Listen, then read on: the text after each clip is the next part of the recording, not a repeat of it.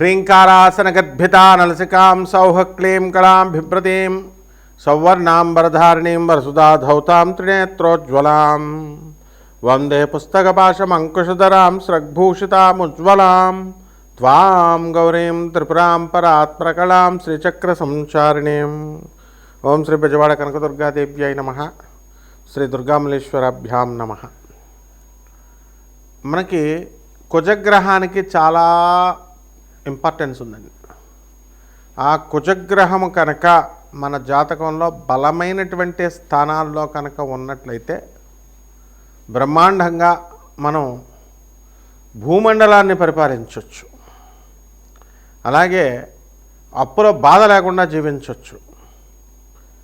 ఒక military commander, martial, అలా brigadier ఇలాంటి పోస్టులు పొందొచ్చు. అలాగే హోమ్ మినిస్టర్ అవ్వచ్చు. ఫైర్ ఎక్స్టింగ్విషర్లో సుప్రీం పోస్ట్ పొందొచ్చు ఆ డిపార్ట్మెంట్లో. అదేవిధంగా రియల్ ఎస్టేట్లో ఒక టాప్ లెజెండ్స్గా మారచ్చు. అటువంటి ప్రాధాన్యత ఉన్నటువంటి కుజగ్రహం కనుక మనకి శత్రుక్షేత్రాల్లో ఉన్న, శత్రు స్థానాల్లో ఉన్న, శత్రుగ్రహాలతో ఉన్న, మనకు అనుకూలంగా లేకపోయినా మనకేమవుతుందో తెలుసా? అప్పుల పాలైపోతాం. భార్యాభర్తల మధ్య వియోగం ఏర్పడుతుంది. సాక్షాత్తు పరమేశ్వరుడి యొక్క స్వేదం నుంచి పుట్టినటువంటి వాడు అంగారకుడు. ఒక చెమట నుంచి అలా జారితే మనకు అంగారక గ్రహం పుట్టింది. అటువంటిది సాక్షాత్తు శివుడిని అంటిపెట్టుకుని ఉన్నాడు కాబట్టి, శివుడి నుంచి వచ్చాడు కాబట్టి, ఆ శివుడు చెమటలోనే ఉన్నాడు కాబట్టి అంగారక గ్రహం ఆ శివుడికే వియోగాన్ని తీసుకొచ్చాడు. అతను పుట్టిన మరుక్షణం సతీదేవి దహనం అయిపోయింది. తనను తాను దహనం చేసుకుంది. ఆ విధంగా దక్ష ప్రజాపతి అవమానించాడని శివుడికి వైరాగ్యంలోకి వెళ్ళిపోయాడు. అలాగే శ్రీరామచంద్ర ప్రభు సీతాదేవి నుంచి దూరమైపోయాడు. ఈ విధంగా పురాణ పురుషులను మనం తీసుకున్న, మామూలు మనుషుల్ని, సగటు మనిషిని తీసుకున్న, ఈ కుజగ్రహం కనుక బాగా లేకపోతే కనుక మనకి భార్యా వియోగాలు, వివాహాలు ఆలస్యంగా అవడాలు, అలాగే ఈ యొక్క రాశివారి ఏ రాశిలో ఉన్నా సరే మనకి కుజుడు బాగోకపోతే సోదరులతో విరోధాలు, అక్కా చెల్లెళ్ళకి మీరు సహాయాలు చేసిన వాళ్ళ కృతజ్ఞతతో ఉండకుండా ఉండడం, అలాగే ధైర్యం కోల్పోవడం, ఆ రకంగానే మరి మీ సోదరుల మరణము, వాళ్ళు డెవలప్ కాకపోవడము, ఇలాంటివి అనేకమైనటువంటి పోర్ట్ఫోలియోస్ ఉంటాయన్నమాట. అయితే ఈ కుజగ్రహము మనకి జనవరి 15 నుంచి మనకి మకర రాశిలో ఉచ్చస్థితిలోకి బ్రహ్మాండంగా వస్తున్నాడు. దీనివల్ల కొన్ని రాశుల వాళ్ళు అద్భుతాలు చూస్తారు. మా పేర్ల మీద స్థలాలు ఉన్నాయండి, మాకు రేట్లు పెరగట్లేదండి అనుకునేటటువంటి వాళ్ళకందరికీ కూడా కొంతమందికి రేట్లు పెరగడం జరుగుతుంది. అదేవిధంగా స్థలాలు మేము అమ్మాలని ఎంతగా ప్రయత్నిస్తున్నామండి, కానీ అమ్ముడవట్లేదండి అంటాడు. కుజుడు స్ట్రాంగ్ ఉంటే మిమ్మల్ని ఎలా అమ్మనిస్తాడు? ఆయన మేము క్షమాన్ని కోరుతాడు. అందువలన అమ్మనివ్వకుండా స్థలాన్ని మీకు ఉంచుతాడు. ఈ రకంగా అనేకమైనటువంటి మ్యాజిక్స్ని కుజగ్రహం చేయగలుగుతుంది.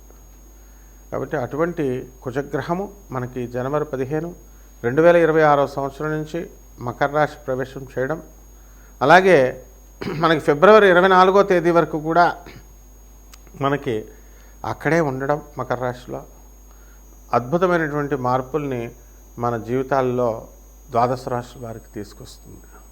అయితే ఇవన్నీ కూడా రాశి ఫలాలన్నీ కూడా మనము కోటాను కోట్ల మందిని కామన్ ప్లాట్ఫారం మీద మనం చెప్పబడుతున్నాయి కాబట్టి వ్యక్తిగతంగా జాతకాలను బట్టి మనం చూసి చెప్పాలి. ఎలా మీకు ప్రమోషన్ వస్తుందా, అసలు మీకు ఉద్యోగం వస్తుందా, చదువులో ముందుకు వెళ్ళగలుగుతారా, అసలు ఈ వివాహాలన్నీ కూడా ఆగిపోతున్నాయి, ఆలస్యం అవుతున్నాయి.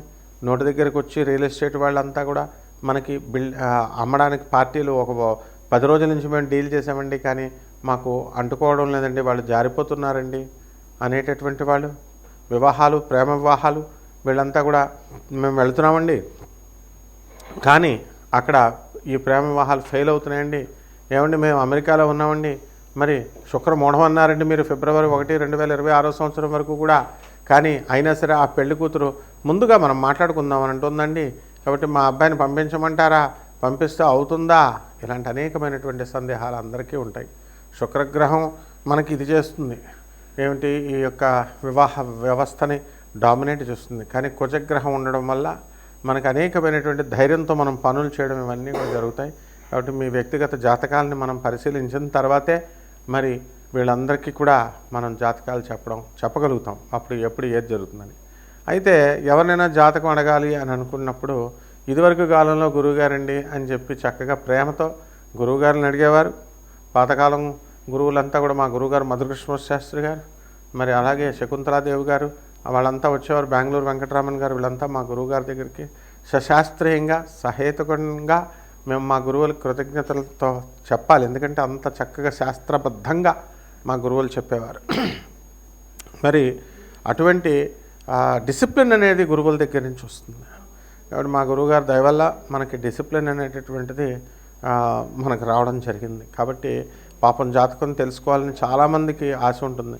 కానీ ఇప్పుడు కమర్షియల్ అయిపోయింది పాపం. మరి వీళ్ళు కూడా బతకాలి, జనం కూడా అలాగే తయారయ్యారు. డబ్బులు గురువుగారి చేత ఫ్రీగా చెప్పించుకుందామని తప్ప అసలు మరి ఆ ఛానల్ కెమెరామ్యాన్లకి జీతం ఎలా వెళ్తుంది, ఛానల్కి జీతం ఎలా వెళ్తాయి, యాంకర్లకు జీతం ఎలా వెళ్తాయి, కరెంటు బిల్లులు ఎవరు కడతారు, అద్దెలు ఎవరు కడతారు, ఇవన్నీ ఎవరు చూడరు. అంతేకాకుండా టైటిల్స్ ఎలా పెట్టారండి, అలా పెట్టారండి, ఏమండి ఇలా చెప్పారండి అని సలహాలు ఇవ్వడానిక మనం ఫోన్ నెంబర్లు ఇచ్చేది? మీరు తెలుసుకోండి, లబ్ధి పొందండి. అలాగే ఈ యొక్క మోడర్న్ సైన్స్ మనకు వచ్చింది. మోడర్న్ సైన్స్లో మనం ఐఐటి మెడ్రాస్ నుంచి పిహెచ్డి చేయడం వల్ల ఫిజిక్స్లో చక్కగా మనకి నాన్ కమర్షియల్ బేసిస్తో అందరికీ జ్యోతిష్యం అందుబాటులోకి రావాలి, ఫోన్లే పాపం తెలుసుకుంటారన్న ఉద్దేశంతో మనం చెప్పడం జరుగుతుంది. అయినప్పటికీ కూడా మీరు క్రిటిసైజ్ చేసినా ఇచ్చేసినా మరి బాధ కలిగి మొత్తం అసలు ఎవరికి చెప్పకూడదురా అని అనిపించేస్తుంది అనమాట. కాబట్టి అలా కాకుండా మీరు జాతకాలు తెలుసుకోండి, ముఖ్యమైన ఈవెంట్స్ మీరు తెలుసుకోండి చక్కగా. ప్రతి ఒక్కళ్ళు కూడా డిసిప్లిన్ అనేటటువంటిది ముఖ్యం ఫస్ట్. ఆ డిసిప్లిన్ ఇచ్చేదే కుజుడు అనమాట. ఇప్పుడు జుట్టు ఎక్కువ పెంచుకున్నారనుకోండి, కుజుడు అంగీకరించడు. ఇలాంటి ట్రిక్స్ ఉంటాయి, అందుకు గురువు కావాలి. అంతేగాని ఊరికనే జాతకం ఏమండి నేనే మనం జాతకం చెప్పేస్తామండి, వీళ్ళకంటే నాకే బాగా తెలుసండి. ఒక ఆవిడ చెప్తుంది యుఎస్లో ఉండి, నేను జాతకాలన్నీ నాకు తెలుసండి. తెలియడం కాదమ్మా, నీ గురువు ఎవరో తెలియాలి. నీ పొజిషన్ ఫస్ట్ పాయింట్.